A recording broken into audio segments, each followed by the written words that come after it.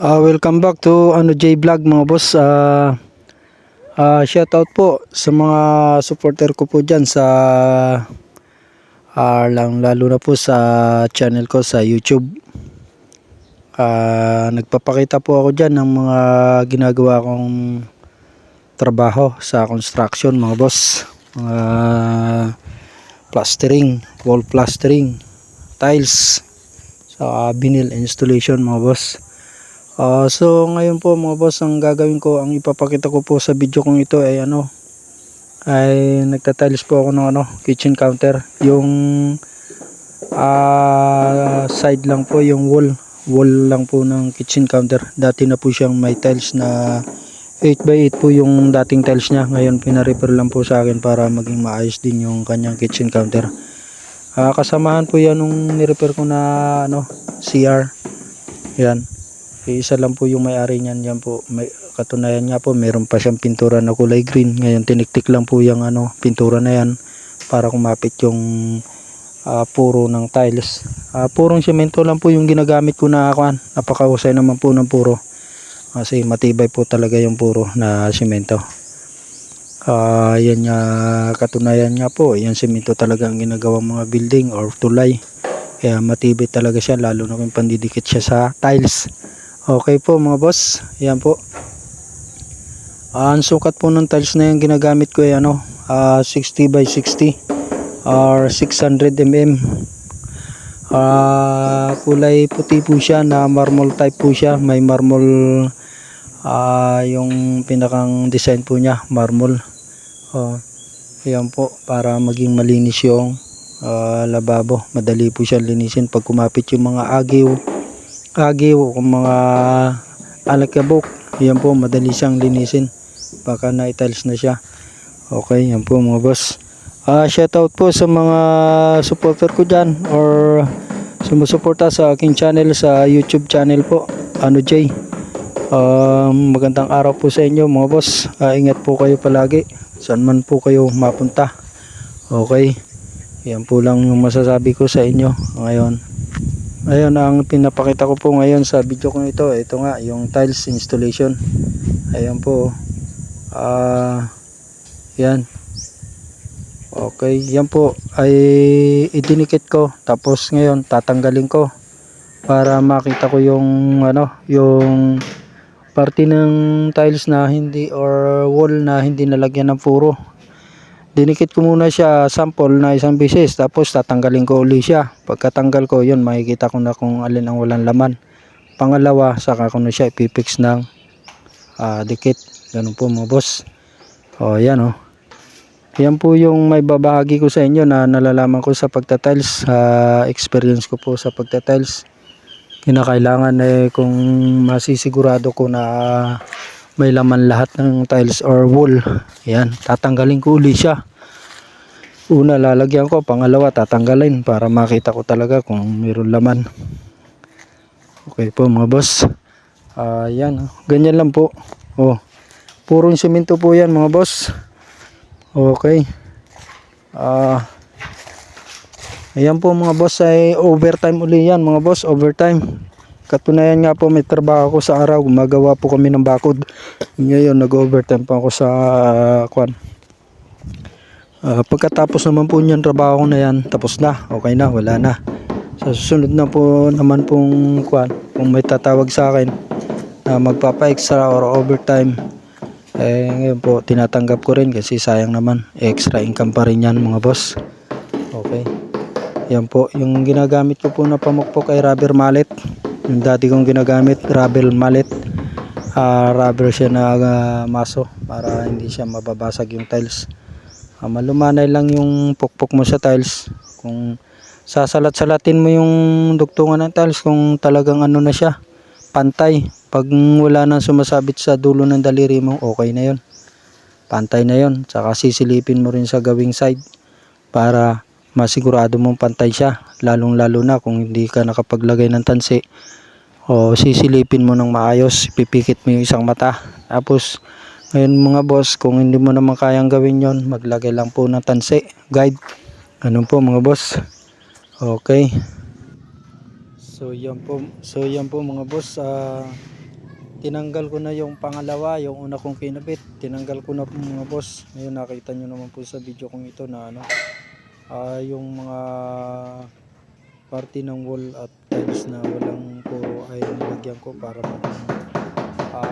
quality siya. Talaga mayroong laman lahat yung tiles, hindi siya kakapak. Ganun po yan mga boss. Okay. Sinisilip ko pa siya mga boss dun sa gilid sa wall para makita ko kung nakaumbok or nakabaluktot yung mga kinabit kong tiles. Tapos ngayon uhulugan ko siya ng gapalito kung ano, level bar, pero maganda siyang gamitin mga boss. Ayan, dito naman po ako sa may corner mga boss. Sa may corner naglalagay po ako ng ano, yung may tabas na tiles, zero siya kung tawagin. Tsaka yung uunahin ko mga boss dun sa paeskwala niya. Pangalawa dun sa corner yung may tabas. May height po yung kitchen counter na yan mga boss. May height yan siya na ano, 85 pa rin yung height niya, 85. Ngayon naka ano siya, naka Filipino standard siya. Tsaka ano, pa-L siya, pa-L, pa liter L yung kanya, yung lababo mga boss. Stainless din po mga boss yung ano niya, yung kitchen counter niya, yung tawag yan, yung kitchen sink, stainless po. Ayan.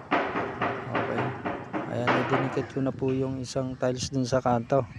Ngayon po ang susunod ko dyan, magtatabas po ako ng pansiro na nakapagdala nga rin po ako dyan ng grinder mga boss.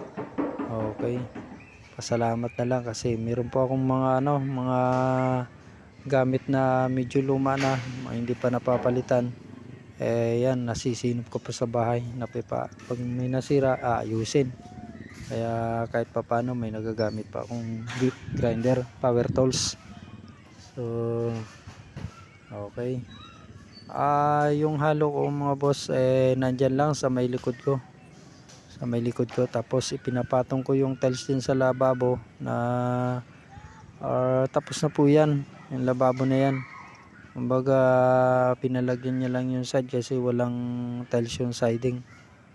Medyo nahirapan sila maglagay ng maglinis, kaya nagdesisyon po yung may-ari na palagyan na rin ng tiles yung lababo, yung pinakang siding niya. Okay, ayan so medyo mahaba na rin po mga boss yung buho ko dyan. Matagal-tagal na rin ngayon busy na po kasi ako sa paghanap buhay ngayon. Pag nagkaroon po ako ng pagkakataon, papagupit na rin para medyo may dating naman yung aking ano dyan, aura kumbaga. Ayan long hair na nga po, pero yung tuktok niyan wala na, kalbo na yan. Diyan lang po yan sa likod, lumbak, pero yung kanyan wala na rin, paubos na, kalbo na, kumbaga tumatanda na mga boss. So yan po, ano lang po mga boss ganyan lang po yung pagtatiles, napakasimple lang. Okay, ayan. Ngayon magtatabas na po ako ng pang siroho. So ayan meron pa nga mga boss yan na ano, kung may budget pa yung may-ari, baka magpalagay pa sa akin ng ano yan, ang mga cabinet sana. Ayan po, ginamitan ko pa siya ng flashlight kasi overtime po yan, gabi po yan mga boss, nag overtime ako. Ayan para makasiguro ako na talagang pantay siya, ginamitan ko siya ng flashlight. Medyo mahina na rin po kasi yung ano ko, yung lens ko, yung mata ko medyo mahina na. Okay, dahil na rin yan sa mga trabaho or katulad niyang pagwi-welding, madali makapagpalabo ng mata. Okay, ayan. Doon naman po ako mga boss ano ko po mga boss yan, sinasalat-salat ko yung mga ano niya, mga dugtungan. Pag sasalat-salatin mo tapos may sumabit doon sa balat ng dulo ng daliri mo, ibig sabihin yan mga boss kulang pa siya sa ano, ayos. Pupukpuin mo ng konti. O yan. Himas-himas ba kumbaga. Yan, para maging maayos talaga yung pagkakabit ng tiles. Ayan. O. Ganyan lang mga boss Kailangan lang talaga ng tiyaga lang, tiyaga. Mga tiyaga ka lang. Sa mga ganyan trabaho mga boss. Tiyaga-tiyaga lang. Okay. Ayan. Magtatabas na po ako ng pang zero natin dyan sa ayan nga pala mga boss yung naglagay ako ng ng safety first ko. Ang katulad ng salamin saka tabon sa ilong kasi medyo mabaho talaga yung mga boss yung ang amoy ng tiles, yung alikabok.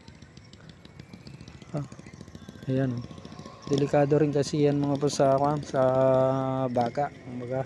Ayan.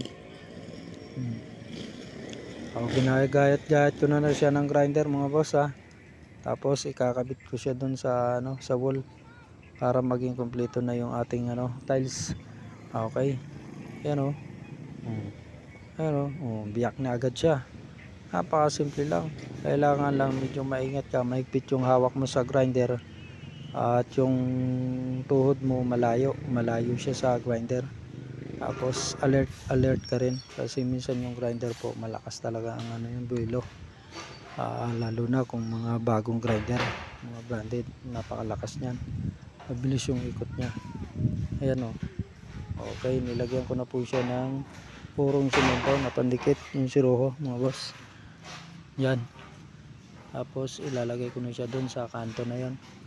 Yan para maging kompleto na yung kanto ng lababo mga boss. So yan po mga boss, ikinakabit ko na po yung yung tinabas ko na siroho. Yan po mga boss, first time ko lang nakapag-tiles ng ganyan, yung may pintura na yung wall at saka yung hindi siya natapos. Dati po siyang lababo na wala siyang tiles sa wall. Ngayon napag-isip-isip siguro ng may-ari na napakahirap din pala ng walang tiles yung wall kasi mahirap linisin. Ayan po, pinakabitan niya po sa akin. Okay. First time ko po yan mga boss na mag-tiles ng ganyan. Mayroon ng pintura. Pero tiniktik ko naman yan mga boss na medyo malalim siya. Kung makikita nyo po, maliliit lang yung butas niya pero malalim po yan. Concrete nail po yung pinantiktik ko dyan sa wall na yan. Kaya nakakasiguro naman po ako na talagang kanyan dikit na dikit mga boss. Ganyan lang yan mga boss. Pinatong ko na lang sa yung tiles ko sa ibabaw ng lababo para di na ako mahirap maglatag ng ng puro. Tapos ngayon ididikit ko sabay tanggal uli para makita ko yung talagang may kapak siya. Yan. Ganyan lang po mga boss. Okay. Malapit-lapit na tayo matapos mga boss. Kung may papansin nyo mga boss yung may butas yung tiles na yan doon sa parting gilid or gitna, sa may gitna. Ayan po ay abang yan po yung may gripo yan, may gripo, lalagyan po siya ng gripo. Pagka wala pa po yung bahay na yan, wala pa po siyang linya ng gripo, kumbaga ginagamit nila puso pa lamang, kaya nagpaabang lang siya ng gripo na yan. Okay, yan yan, nakikita niyo po, sinasalat-salat ko po yung yung mga dugtungan ng tiles. Yan, ginaganyan. Ayan yan, ganyan po. Pag magta-tiles po ganyan, sasalat-salatin mo. Pag sumasabit na yung mga balat mo, sumasabit doon sa kabila, sabit dito sa kabila, ibig sabihin kulang pa siya sa remate. Rimatein mo pa or pupukpukin para lumapat talaga siya pantay, sabay sisilipin mo. Yan. Ganyan lang po yung mga boss, napaka basic lang. Kung yan pong pagtatiles ay madali lang kung talagang gusto mong matuto ay ka lang, huwag kang mahiya, magpresenta ka na tile sitter ka, laksan mo lang loob mo, ganyan lang para maging tile sitter kayo kung hindi pa kayo marunong. Or sa mga tile sitter pong magagaling dyan sa YouTube or sa dito, kung hindi man siya nag-YouTube, nanonood lang siya, shoutout po sa inyo. Ako po ay saludo din sa inyo dahil dahil alam ko naman po yung pagmamason or pagtatiles kung paano or ano ang nararamdaman. Ganyan po. Shoutout po sa inyo mga boss. Ayun lang po. Okay. Yan. Isang tiles na lang po yung ikakabit natin dito sa may kwan. Ayan. Medyo mabigat talaga siya kaya umupo na ako. Tapos tinukod ko dun sa aking hita. Tapos yan. Idinikit kong ganon. Yan. Pinukpo ko.